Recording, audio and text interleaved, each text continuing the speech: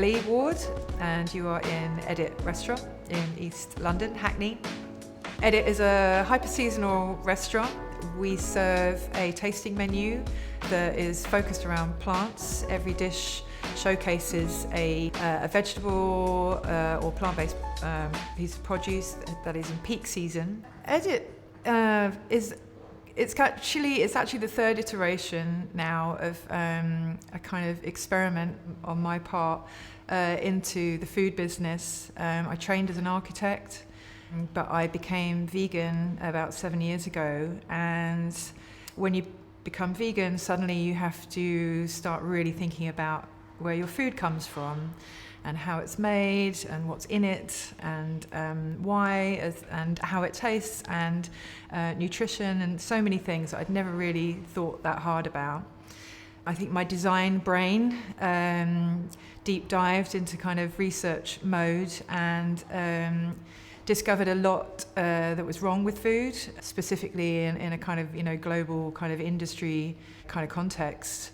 And a lot of it was quite shocking, and a lot of it was very, very interesting and kind of intriguing. What started as a kind of side hustle, a kind of small coffee shop come cafe, that I began doing some home bakes, experimenting with vegan cookies and cakes, which I was selling alongside some of the work I was doing as a designer, grew a life of its own, and I decided to kind of keep going and turn it into a full-blown cafe experiment, which was a challenge because we were doing that right through the COVID times, but we learnt a huge amount during that time, and what we learned has now become Edit.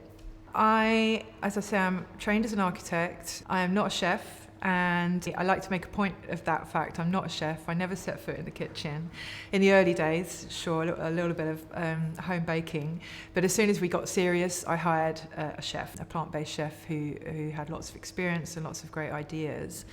And my role became much more about shaping the philosophy, I guess, of what we wanted the restaurant to be about, what we wanted the menu to be about, the experience. Some of that experience is about just creating an environment for hospitality, for dining, a place that people want to come. A lot of that is physical, and some of it is just kind of about audio, visual, sensory kind of design. As a designer, I kind of wanted the interior and the fit out of the cafe and now the restaurant to be very much in line with the philosophy of plants and nature. And as I was becoming more and more interested in sustainability and the environmental kind of impacts of food, that began to influence more and more of the design. For Edit, I got to design a whole restaurant from scratch, which was really, really great for me, a really good challenge and very rewarding. I was able to kind of start from scratch with a completely new space and decide exactly, how to fit it out. With that said, my approach was to try and do as little as possible. Construction industry is another example of terrible waste, huge carbon footprint, etc., etc. So to throw a load of old stuff out and buy a load of new stuff was kind of against my philosophy at that point. So everything, all of the furniture, the chairs, the sideboards, other bits and pieces are all vintage and secondhand and reclaimed. The tabletops are made from a reclaimed wood chip that's been set into a plant-based resin. Comes in these beautiful sheets that look like a kind of terrazzo. We rescued our terracotta tiles that had been basically thrown away for being slightly imperfect. I like to call them my wonky tiles because for me it's exactly the same as the wonky fruit that we throw away. Those kind of carrots or bananas that aren't quite the right shape and just go in the bin, which is a huge problem as we know with food waste. The construction industry has its own problem with imperfection, and we were able to rescue some really beautiful tiles. And everything else kind of follows at the lightest touch, low intervention, don't do anything more than you really need to do, and what you need to do, make sure it's recycled, reclaimed, or renewable from the beginning. I would say Over the last 6 or 7 years, which is the time that I've become vegan myself and started running the food business, there's definitely been a surge in interest in plant-based food and plant-based cooking that is kind of aligned with my own interest and discovery. There was a big kind of noticeable setback, obviously, when COVID happened, which was less about eating plants than going out. Obviously, we couldn't go out for quite long periods, over 2 or 3 years, and that obviously had a huge impact on the restaurant industry and hospitality in general. A lot more people kind of started eating at home, and things like meal kits became more popular rather than dining out. Since we've kind of got out the other side of COVID, we kind of expected everybody to come straight back to restaurants, but I think a lot of people have gotten used to eating at home. And also, we're kind of suffering lots of other crises since, Brexit and the cost of living, and lots of sort of political and economical unrest, which means generally I think restaurants are quieter than they used to be. But I do think customers are much more informed. I would say a really strong percentage, a good kind of 70-80% of our diners come here because they know we operate in a sustainable way. It's not just about eating plants, it's about much more than that.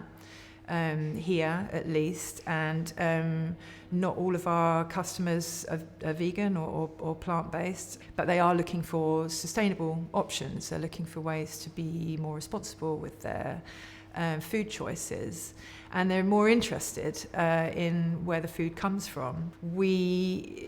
We enjoy talking to our customers. It's kind of one of the reasons I do this, is so that we can talk about what we do, and I can try and pass on some of the stuff that I've learned over the last 6 or 7 years. We run a tasting menu here, which is kind of an experiential menu. We have a 5-course is our kind of signature tasting menu. And we itemize on the menu the kind of main vegetable in every dish, and we write the farm that it's actually come from. So we name the farm and the area, which is they're all kind of London home counties. So we like to name the farmer, where it's come from. When we serve the tasting menu, we introduce every dish, and we like to kind of tell people a little bit about that vegetable, especially if it's kind of slightly unusual, or if we've perhaps prepared it in an unusual way. We like to talk about the farms, we like to talk about the sourcing, we like to talk about the seasons and what's coming out of the ground. And we find, people are very interested in that now, which is great. And I think out of that curiosity and greater sort of knowledge, I think that's helping consumers make better choices today. Everything starts with the ingredients and where they come from. We made a decision to work with seasonal ingredients, which is the most sustainable way of cooking anything, especially plant-based. We made a decision not to go down the kind of junk food, fake meat kind of route, but instead to really focus on incredible vegetables, and to try to kind of bring them back, or bring them for the first time maybe to the center of the plate. So the most important thing on the dish here is the vegetable, and so that vegetable is the most important, and it has to therefore be the highest quality, with the greatest kind of provenance in terms of how it was grown, how far it's come. What we do with it on the plate is kind of the last bit of the puzzle. We work with predominantly British farmers, and we prioritise those as close to home as possible, but only if they're growing in a sustainable way. And one of the big things I learned, through this process, is that local is not always best, which is a common kind of misconception, I think. But for example, a tomato grown at the right time of the year in a field, in a farm down the road, is the best kind of tomato that you can get. However, a tomato grown out of season in a intensively heated greenhouse using chemicals and lots of water, lots of other resources and energy, has a way bigger carbon footprint than a tomato then grown in the ground in, say, France or Italy or Spain. We will buy British and local first, but outside of seasons or just to kind of explore a greater variety, we regularly buy from France and Spain and Italy, so long as it's been grown without intervention, using organic or equivalent kind of processes. Regeneratively farmed is a term that's kind of being used more and more. Those are our priorities for all of the produce that we kind of place centre stage on our dish. The joy of those, of kind of shopping that way, is that those vegetables just taste incredible. There's so many different varieties, they look incredible, they look like something you've never quite seen before. We're always looking for things that actually we've never even heard of. We really try and kind of broaden the spectrum of what's available. A vegetable that's been grown sustainably, at the right time of year, in the ground by someone who really cares and really knows what they're doing, will taste like nothing you've ever tasted before without having to do very much to it. And that's what kind of guides our menus, really. In a way, you could say the vegetables tell us what needs to be on the menu on any particular week. I'm excited to bring plants to the menu centre stage. I don't think there are many places doing that at the moment. I think the plant-based restaurant movement is, certainly in kind of London and the UK, is very focused towards kind of junk food these days. You can get a vegan burger or a vegan pizza or vegan fish and chips kind of anywhere. I think it's harder to find plants on your plate, especially kind of high quality varieties that have not travelled halfway around the world to get here. For us here, it's a kind of continual discovery. We work hyper seasonally, which means we change our menu according to the produce that we get offered every week. We don't write a menu for spring and then just kind of stick to that menu no matter what. We change our menus weekly, sometimes even daily. Not for the sake of it, but only if they need it, and we change it in response to what our suppliers are bringing us. So we work with a couple of kind of third-party suppliers who have direct relationships with lots of farms in and around kind of London and out towards kind of southeast, southwest, and then further afield, France, kind of Italy, Spain. We get a list every week telling us what's available. We take a look and we order what sounds good. We might put a dish on the menu that is that's brilliant and we love it and it's really popular, and the following week we might not be able to get that ingredient anymore, so it's gone. When it's gone, it's gone. It might come back again when that becomes available again, or it might go again. Or it might just be one element of a dish that has to change, a particular variety of leaf or potato that we have to just kind of tweak and swap in, swap out. In a way, that approach, that philosophy is continuously challenging and kind of keeps you on your toes. It's also really interesting and really exciting, and I know the guys that work here are almost waiting to sort of find out what they can work with from one week to the next. What's really enjoyable working in this kind of hyper seasonal way for over almost 3 years now is seeing the seasons come around again, and remembering a dish maybe that we did this time last year with that particular ingredient, and getting excited about knowing that it's coming again, and kind of playing around with ideas for what we could do with it this year. There's a real sense of sort of anticipation that I think you don't get if you've just got a constant supply of the same thing all year. You forget about the joy of waiting for something and the joy of kind of eating something as a rare moment that will pass and then perhaps come around again. And that's I think we've forgotten to eat like that because everything's so readily available, but it's actually it's a really kind of enjoyable way that we're trying to get people to experience here. With a hyper-seasonal restaurant in the UK, obviously winter is the most challenging period.